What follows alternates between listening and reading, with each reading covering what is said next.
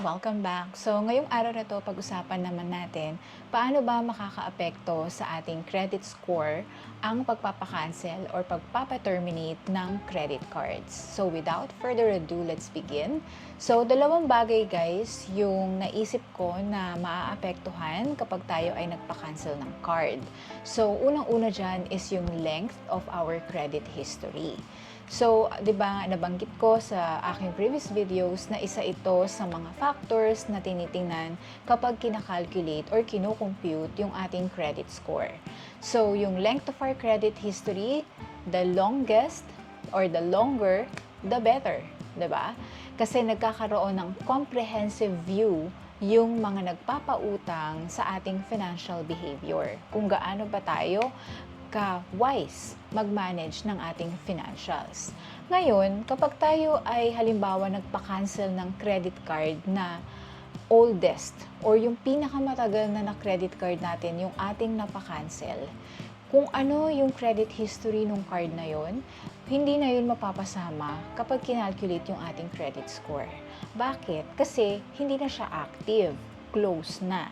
So, halimbawa, ang natira na lang sa'yo na cards ay yung mga bago pang cards. Let's say, mga 1 to 2 years mo pa lang na ginagamit.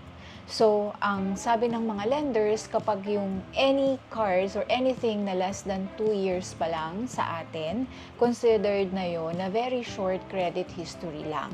So, para makonsider tayo na merong long credit history at stable, dapat yung card natin is matagal na natin ginagamit, like at least 5 to 7 years and above. No? So, kaya kailangan aware tayo dyan bago tayo magpa-cancel. Okay? So, next guys is yung credit utilization ratio. So, nabanggit ko din to sa previous video na this is also one of the factors na kino-consider kapag kina-calculate nila yung ating credit score.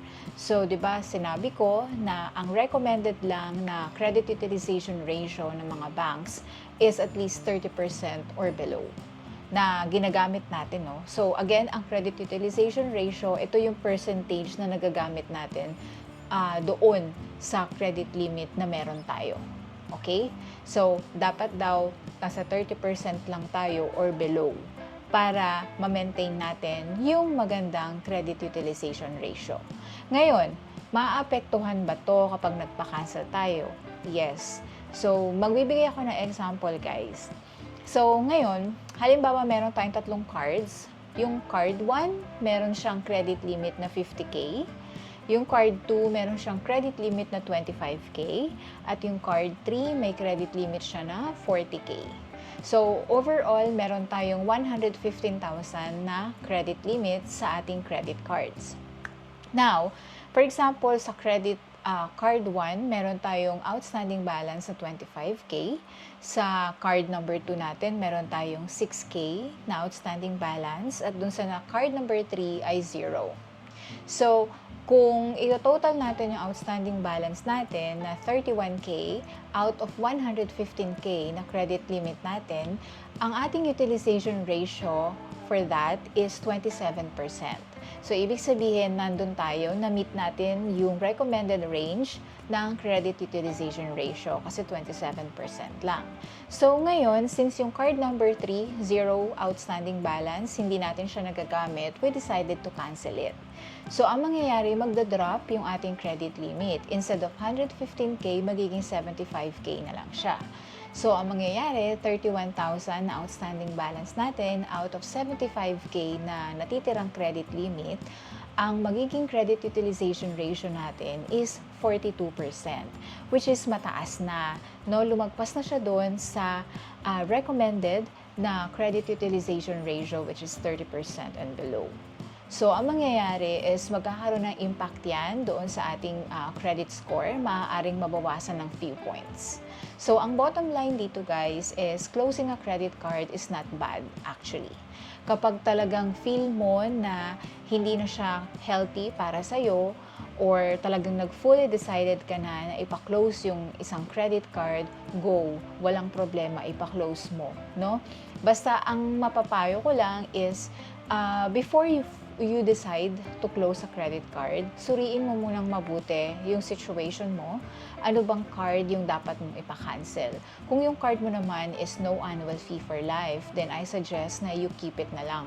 Kasi sayang din naman, wala ka naman binabayaran na annual fee. So, ngayon, pero kung talagang full decided ka na magpa-cancel, go ahead. Pero isipin mo din, maglo-loan ka ba in 1 to 2 years after mo magpa-cancel? Kasi I suggest kung may plan ka mag-loan, huwag ka muna magpa-cancel. Para na sa ganun, walang mabawas sa iyong credit score, di ba? So, siguro tsaka ka na magpa-close kapag nakapag-loan ka na, pag na-approve na yung loan mo, di ba? And although the impact is minimal, sayang din kasi yung few points na mawawala sa credit score natin. However, pwede naman natin mabawi yun, no?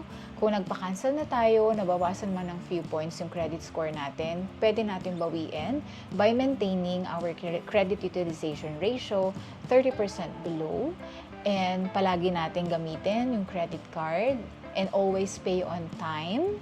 No? And I'm very sure na mababawi din natin yung few points na nawala sa ating credit score. So, ang effect ng pagpapaklose ng credit card talaga guys, depende talaga yan sa mga factors na kino-consider kapag kinakalculate yung credit score.